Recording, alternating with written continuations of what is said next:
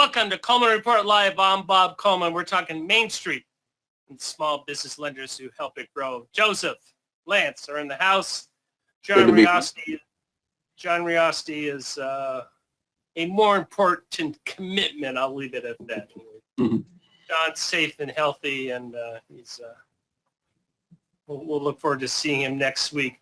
The reality is I think Congress is out of session anyway, so I don't think anything too much is happening. Recap certificates. For those of you who are new, please download those, keep track of those. Those can answer what is training, and this is certainly training. Yeah, absolutely. But it's training. It's training. And, Lance, I'll start off. I know it's training because I get bizarre emails from time to time. Not bizarre. I get emails of concern from certain SBA people and other interested parties, i.e. attorneys. For some reason, I get a lot of emails from attorneys. I don't know why. Yeah. But one of the things that came out, and Lance, and you're more on the front line than I am, so you don't have to comment on this, but I've heard that based on what we've sort of been saying, that we thought 504 was going to be pushed to the end of the year, fiscal year refinance. I was told I was wrong. Is that 7-10 days, Lance? I don't know what you've heard or how much you can comment on that, but that is what have you heard? Bob, I was digging my heels in the sand and saying it was going to be after the end of the fiscal year, and I'm starting to hear strong urgings that we'll see SBA refinance probably in the next week to 2 weeks. Wow. The deadlines are released, and somebody shared with me, one of the concerns that I had was the new funding, but I think it's going to be that was not a concern. That was not a concern. So I think that we will see the guidelines in the next 7 to 10 days, somewhere in that ballpark. It's hard to say, but I think we'll see it soon. I think we'll see it absolutely during the month of July, Bob. Good. To give you a one-on-one, I'm sure that some of you don't know what happens with these government programs. They are underwritten. For example, PPP was completely dollar for dollar by the federal government that came out of the budget. But for 7A and 504, the borrowers pay a fee, the lenders pay a fee, and we get a subsidy rate. So when we lend out $1 million, or we're not charging the full $1 million against the budget, we're charging a percentage of that. That's called the subsidy rate. That changes every year. So when you're talking about in SBA, a $30 billion approval level, it's really costing, and I don't have my numbers in front of me, but it's costing a fraction of that. Lance, do you know what the subsidy rate is for this year? It's around usually 1%. Yeah, a lot of years that we went what was called zero subsidy, where it didn't cost anything. The program paid for itself. In fact, we've written articles that it returned a profit to the Treasury, which it seems counterintuitive, but Lance, to their credit, whenever I talk to SBA about that, they say, hey, when times get tough, though, we'll come up with no fees and whatever. So if you want to call it sort of banking for the future. So I'll go along with that explanation, Lance. Well, and in addition to that, Bob, I think maybe not next week, but at least the week after that, a lot of guidance is going to be coming from SBA. So we're going to have a very exciting time period between now and the end of the month. Some additional guidance on PPP, I think, should come out very shortly in terms of guaranteed purchase and in terms of other things that will enhance the PPP forgiveness process. And Lance, I have to ask you, then what's after that? Once Shuttered Venue is there, restaurant is closed, PPP. There's still a lot of work to be done, Bob. Our institution, as well as many that are on this call, we're still working through PPP 2020 forgiveness, and most have maybe dabbled a little in the 2021 forgiveness, but not gotten very deep yet. So PPP forgiveness will be talked about, I think probably through the rest of this year and through 2022. And for those of you who weren't on yesterday, Lance, repeat what you said about 2021 forgiveness. Are you advocating borrowers go for that now or wait until? Now they can go ahead and apply for forgiveness now. A lot of participant lenders have not opened their 2021 forgiveness portal yet. Some have. On a call with SBA, SBA is now accepting and approving 2021 forgiveness application. What are you telling your borrowers? Well, in our case, we're trying to work our way through 2020 forgiveness, and our 2021 portal will open up shortly. Now, there's a few that have submitted, and we process, but again, SBA's emphasis right now for all participant lenders is to get 2020 complete. And I think the thing that is a challenge with that, Bob, we've had to assign team members to reach out to people and remind them you need to apply for forgiveness if you have a 2020 PPP loan. I would imagine there were a number of borrowers, not fraud, not whatever it is, so they got the money and they forgot about it. They said, fine. Yeah, they got the money. They were good, strong businesses, no issues, and have continued to operate. And toward the end of 2020, Bob, we were telling people wait until we understand the tax consequences. And, now is the time for all of those 2020 borrowers to get their forgiveness applications in. Because if you do 2021, I sort of reading between the lines, wait until we get final guidance or the other guidance. Well, yeah, there's some additional things that may happen to the forgiveness process on the 2021 PPP loans. The other thing, Bob, if you look at the 2020 stuff, for instance, somebody that got it in April, if you consider, say, the 24-week covered period, that pushes into October, and then 10 months after that is August. Those borrowers will be facing a PPP loan payment in September, most likely, if they don't get their forgiveness application submitted. Joseph, tomorrow, let's get an update with the stats. I want to know what percentage have applied and what percentage are actually being forgiven. I'd like to know both those stats, what the numbers are. I think last I heard we had 78% of the forgiven.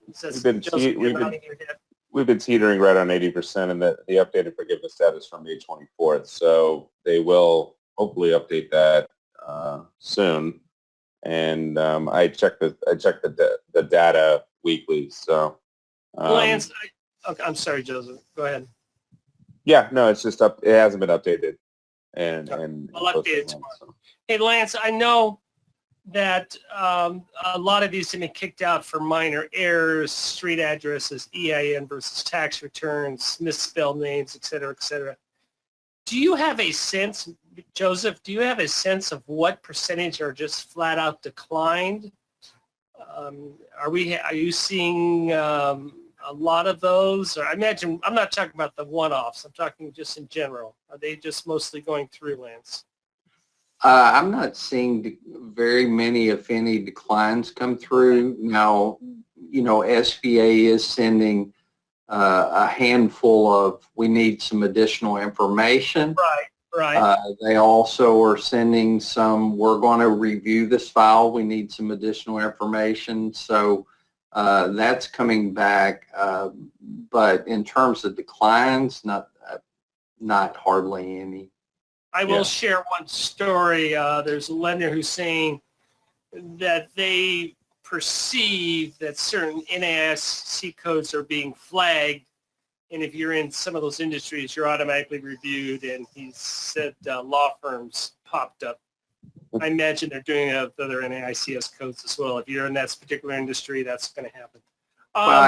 And we heard this early. We heard this early, Bob, that they would, it's possible certain NAICS codes will have a heavier frequency of review than others.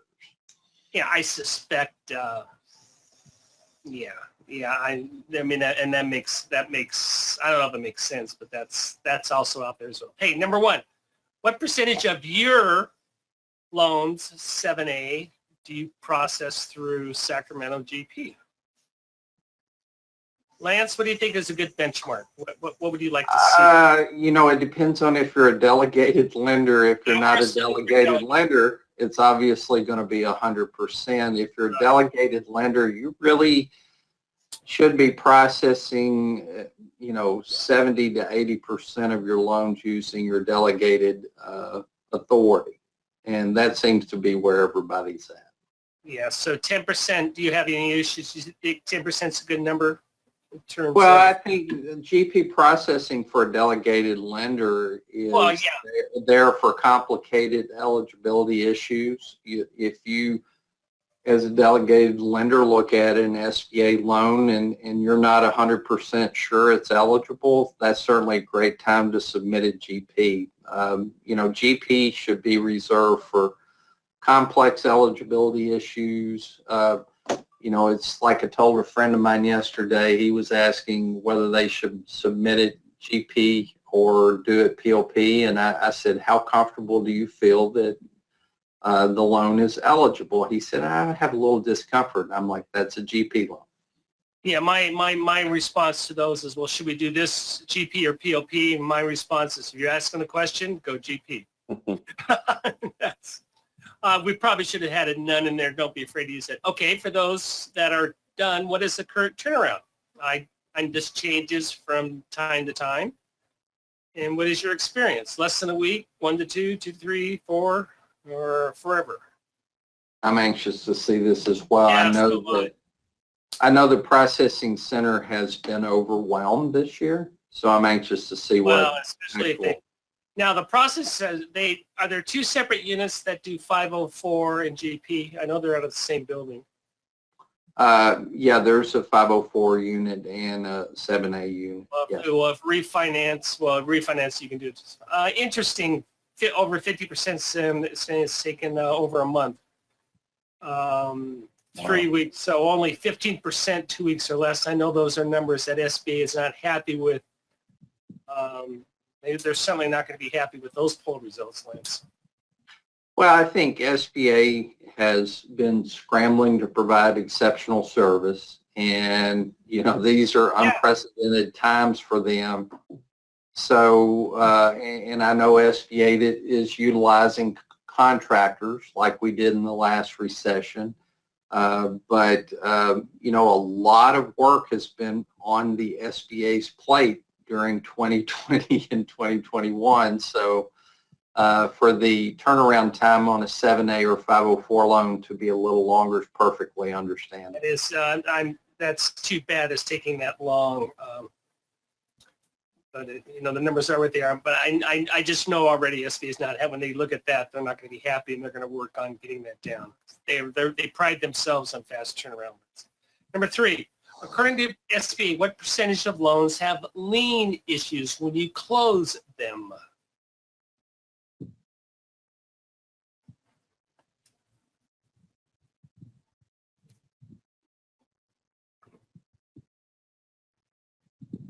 I don't know this answer. Neither do I. Lance, I don't know. I don't know if they've ever said it other than it's an issue, it's a problem, and it's one of the top 5 problems. Lance, if you had to guess, what's your guess? I would guess, Bob, it's, you know, I lean toward the 3 to 5%. Okay. Yeah. And I think the reason it's a big issue with SBA is certainly one of the common reason for a repair on an SBA guarantee. Right. And you can roll your eyes, but it's very clear. It says if you're supposed to be in first position on that real estate or second position and you're in a third position, you have an issue. A lot of the lien issues have to do with equipment. So let's be careful about that. If you're taking a first lien on equipment, and there's existing liens out there on leases, you've got to identify those. The lien is, you would need to put that in your credit memorandum in your loan authorization subject to these leases. Otherwise, if we go to guarantee, you're going to be repaired, Lance. So is that how you solve that issue? Well, the one thing I want to encourage people, you know, an example, Bob, is a junior mortgage on residential real estate, and quite quite often there's not a lot of collateral value there. And in reality, when you go through liquidation, you're probably not going to buy out that first mortgage position to get to that second or third position. So, let's say you have a second mortgage. The authorization says you're supposed to have a second mortgage on the residential real estate, and you end up, when you run your title work, find out you're going to be in the third. And you look at it and, financially it doesn't make a lot of difference in the collateral position.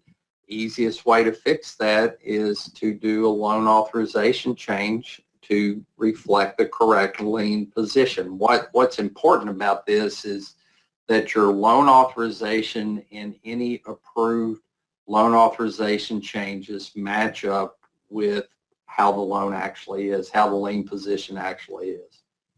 Credit memo equals loan closing documentation equals 1050. Absolutely. That's what we're going to do. Joseph, what's going on with Ms. Agee? That we had a pre-trial hearing, I guess a trial hearing yesterday, and what's going on? Yeah, correct. So we've been waiting 4 years for this. The pre-trial was yesterday, and they have officially set the date for July 26th in Indianapolis. And we're going to cover it. We're going to send some, either you or our intern there to cover it. So yeah. And I'm a little shocked, Lance. I thought this would have been pled out, but obviously not. And there are, go to the defendants. There we go. So they're all being tried together. Again, we've said, if you look at their positions, a couple of these are processing, not to demean anybody or position, but they process the loans. Another one, I think, was VP of Marketing and IT. So, but again, what's shocking to me on this is they didn't go after, if you say that Kerry was the ringmaster and the rogue lender, also now you're saying it's a conspiracy of these 5 people. I find that raises my eyebrows. Is, did these 5 people really get together over lunch and said, hey, how are we going to defraud the government? I don't think that happened. But maybe I can see 1 or 2 bad actors, but it's tough when you're pulling in 5 or 6, especially for people who report to these people, Lance. I don't know. Yeah, it's a tough position to be in, and I, quite frankly, we'll have to wait and see what the courts say. I know some of these people, Bob, so it's hard. We all do. What I was saying, Lance, if you went to any small business lending event from 2013 through 17, you definitely saw bank serve everywhere. I've actually given a presentation at Flagel with Kerry. Yeah, I was at her office. I did a presentation with her. She did some webinars with us. And it's a difficult thing. We were advertisers for a while, so we all knew. So we're all conflicted. We're conflicted. We'll leave it at that. But the thing that's important is there are rules out there about SBA loans, and I had somebody make the comment yesterday about somebody working in the SBA industry, and they said they've never opened the SOP, and my rebuttal was they better have, because that's the rule. Why we're harping on this so much is if you're a loan underwriter, we don't want. I know it's a fine line between doing something. We want you to know the rules so you do it right, and that's what our goal is. They said it was a 13-year conspiracy, but go to the email, Joseph. This is the telling. When BankServe received the loan denial letter, Agee put in the email to her co-conspirators, quote, "They got us." And here's one of the big issues, Bob. You can make a mistake on an SBA loan as an SBA lender, and you won't end up getting charged. But in areas of eligibility, if you manipulate documentation to make an ineligible borrower eligible, that is a problem. Allegedly, what happened here was that they were going to pay off some back payroll taxes. Someone pointed out, oh, that's an ineligible use of proceeds. And then supposedly someone said, hey, I just dump it in working capital. And that is a crime. That's a crime. All right. Very good. Lance, what are we doing in an hour? The top of the hour. We're going to have a meet and greet for the SBA loan closer course. It's at, I missed that slide, Joe. It's 2 o'clock. Is that correct? Yeah. 2 o'clock Eastern. Joseph, something on the fonts there. Yeah, I know. We're going to start a discussion. The one thing I want to encourage people, if you've not signed up for the loan closer training and the underwriting training, there's still time to do so. And I was going to interrupt you, Lance. I'm going to say, and if you're not signed up, but you want us to know more about what's going on, send me an email. We'll sign you up. It's going to be about 15, 20 minutes, and you see exactly what we're doing. Go ahead, Lance. Well, the other thing I was going to remind is if there is someone that joins your team in September, October, November, and you want to get them signed up, please do so. Yeah, very good. All right. We're over, so might as well be way over. Raman asks, is it at the end of September that CARES Act, SBA guarantee waivers end? Guarantee fee waiver, or is it the end of the year, Lance? It's the end of the fiscal year, is my understanding. And that may, with an asterisk, that may be extended. We don't know, Raman, but it's as of the end of the fiscal year. Hey, thank you all for joining us today for Coleman Report Live and for supporting America's Main Street, one entrepreneur at a time. Have a great day.